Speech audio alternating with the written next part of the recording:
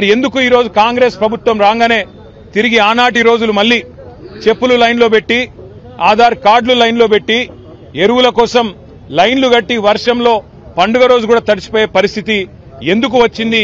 దీనికి కారణం ఎవరు? కాంగ్రెస్ ప్రభుత్వం చెప్పాలని చెప్పి మేము డిమాండ్ చేస్తున్నాం.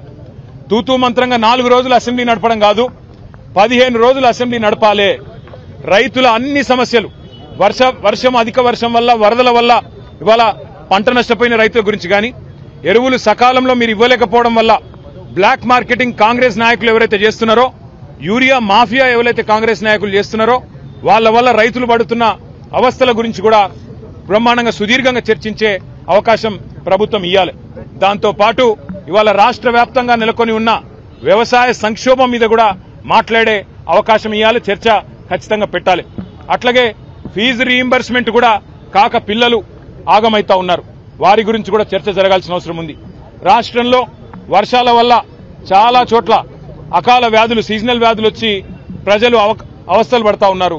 దాని గురించి కూడా సుదీర్ఘంగా చర్చ జరగాల్సిన అవసరం కూడా ఉంది.